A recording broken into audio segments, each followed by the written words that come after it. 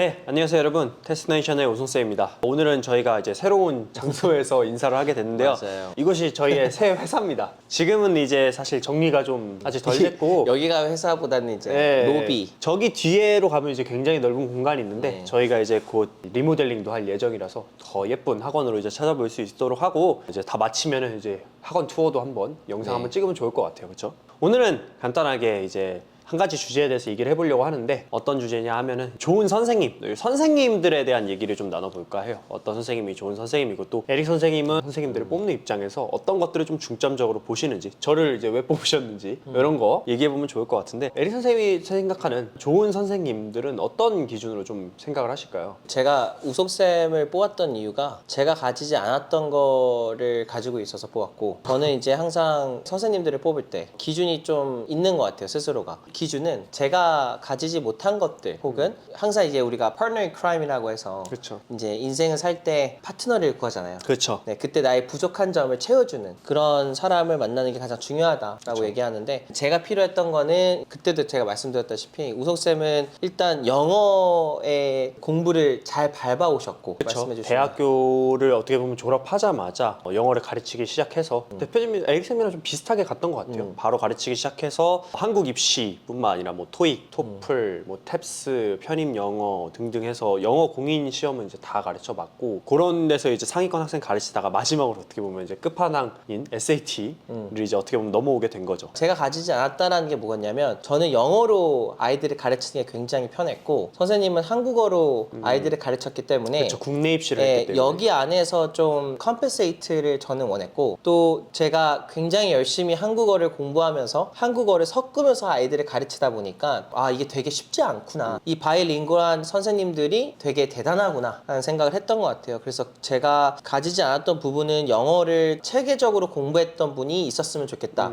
그게 우성쌤이었고, 저 같은 경우에는 제가 영어를 체계적으로 공부하는 건 아니었고 이민을 가시고 예, 이민을 갔고 그냥 초중고 대학을 캐나다에서 열심히 이 articulation에 대한 공부와 그리고 reading이나 writing에 대해서, 그리고 특히 vocabulary에 대한 obsession이 있었기 때문에 거기서 저는 또 다른 발견을 했고, 그러니까 좀 다르게 느껴졌던 것 같아요. 아, 여기서 내가 좀 얻어갈 수 있는 게 있겠구나. 근데 오늘 이야기는 어떤 선생님들이 훌륭한 선생님일까라고 얘기하는데, 제가 항상 여기서 가끔 나와 얘기하지만 우리 대한민국도 그리고 전 세계에서 좋은 선생님을 찾는 게 20% 미만이에요. 그러니까 좋은 선생님이라고 얘기를 하면 열정이 엄청 있고. 열정이 있고 이 학생을 그냥 하나의 학생으로 보지 않고 정말 이 친구의 미래와 정말 내가 이 친구가 뭐 어떻게 안 됐을 때, 잘 됐을 때 같이 기뻐하고 같이 슬퍼하고 그러는 선생님이기도 하거든요. 그러니까 감정적이고 외적으로 좀 잘 가르치는 이 두 가지가 겸비된 선생님이 많이 없잖아요. 그렇죠. 왜냐면 나도 나의 삶이 있으니까, 선생님으로서. 제가 이제 요즘 들어 생각을 했던 게 뭐가 있냐면, 지금이랑 제가 옛날에 가르칠 때 한번 비교를 해보면 저는 되게 옛날에는 정말 못 가르쳤다라고 생각을 하거든요. 항상. 근데 또 생각을 해보면 그 옛날에 나를 좋아했던 친구들이 되게 많아요. 그 점수도 실제로 많이 올렸고. 그리고 점수도 생각해보면 차이가 그렇게 나지도 않아요. 뭐 점수가 차이가 조금 나는 것 같긴 한데, 예를 들어 지금은 10회를 하지 않고 5번만 해도 1500을 넘을 수 있다면, 예전에는 막 10회, 20배를 하겠죠. 그치만 그때는 이제 가격이 또 저렴했겠죠. 그러니까 여러 가지로 좀 장단점이 있는 것 같은데, 예전에는 정말 이것저것 다 시도를 해봤던 그런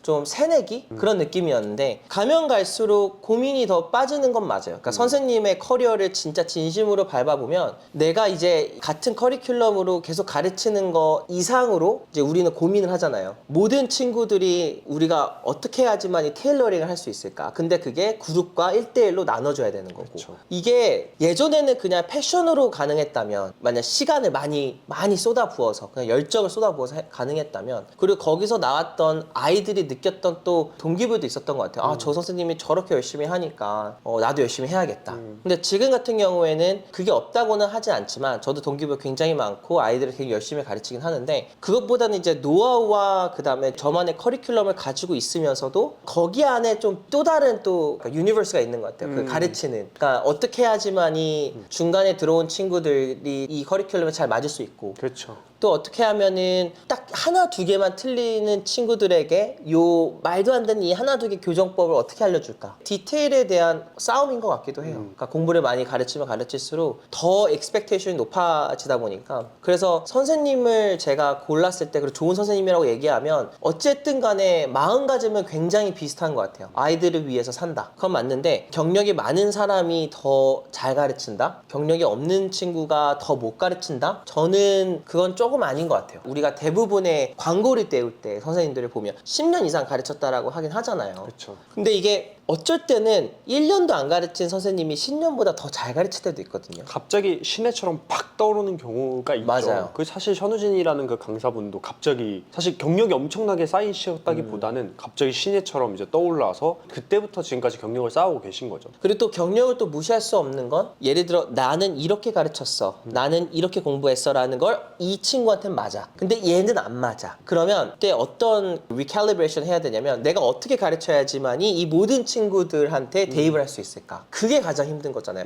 그럼 여기에 common ground를 찾아야 되는데, 그 common ground 찾기가 경험에서 오는 경험에서밖에 올 수 없는 거. 그렇죠. 어렸을 때 뭐 대학교 갓 졸업한 친구들이 막 가르칠 때는 자기가 가르쳤던 방식, 내가 가르침을 받았던 방식으로 가르치지만, 내가 직접 이제 이 경험을 하면서 세월이 흐르면 흐를수록 나만의 커리큘럼을 만든다고 저희가 했잖아요. 근데 거기 안에서 이 모든 친구들한테 어떻게 대입을 하는지에 대한 각 모든 경우의 수를 다 내놓는 거. 그렇죠. 그게 굉장히 쉽지 않죠.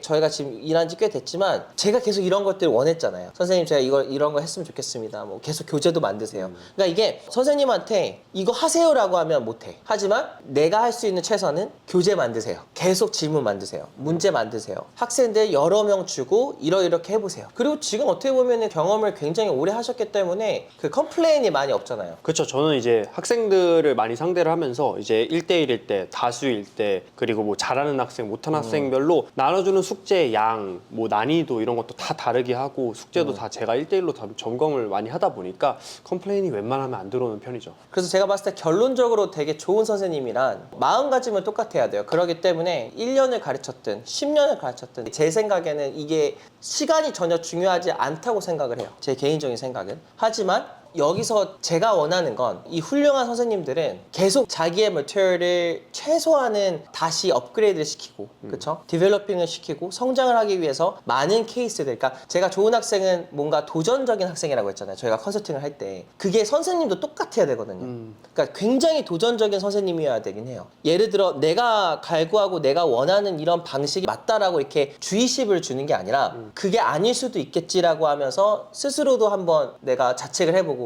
이게 오해에 오르지 않아? 너가 잘못한 거야? 라는 게 아니라 이 방식이 아닐 수도 있겠구나. 저는 진짜 그러거든요. 저도 완전 바꾼 적이 있어요. 학생한테. 그렇죠. 전략을. 완전 내 전략을 완전 바꾼 적이 있잖아. 네, 나는 안 그렇게 맞아요. 그 3년을 학생한테. 했는데. 네, 안 맞을 때도 있어요. 그래서 저는 좋은 선생님이란 ultimately 자기도 학생이어야 된다라는 생각. 그게 10년이든 1년이든 상관없어요. 그래서 제가 1년 정도의 경험을 갖고 있는 선생님을 좋아하는 이유가, 애초에 그 선생님들은 자기가 학생이라고 생각을 하는 거예요. 그래서 결론적으로는 학생의 마음을 갖고 있는 선생님이 굉장히 훌륭한 선생님이다 라고 할 수 있을 것 같습니다. 오늘은 이렇게 좀 짧게 좋은 선생님이란 어떤 선생님일까에 대한 얘기를 한번 나눠봤는데, 뭐 정답은 아니에요. 계속해서 얘기를 하셨지만 저희들의 생각, 어떻게 보면 에릭 선생님 생각을 전달한 거고, 당연히 경력이 높은 선생님들은 높은 선생님대로 본인만의 강점을 분명히 가지고 계실 거라고 생각을 합니다. 하지만 저도 동의하는 부분은, 결국에 아무리 좋은 머티리얼과 경험이 있더라도 이 열정이 떨어진 선생님만큼 학생들한테 영향을 주지 못하는 선생님이 없는 것 같아요. 열정과 책임감은 반드시 가지고 있어야 된다는 생각을 가지고 있습니다. 그리고 디테일해야 된다. 큰 성장은 어떻게 보면은 디테일 속 안에 들어가 있는 거. 디테일을 좀 봐줄 줄 알고, 경험이 쌓이면서 열정을 잃지 않고 맞아요. 본인도 항상 배우려는 자세를 가지고 있는 선생님. 그래서 오늘은 여기까지 하고 또 다음 영상에서 찾아뵐 수 있도록 하겠습니다. 알겠습니다. 감사합니다.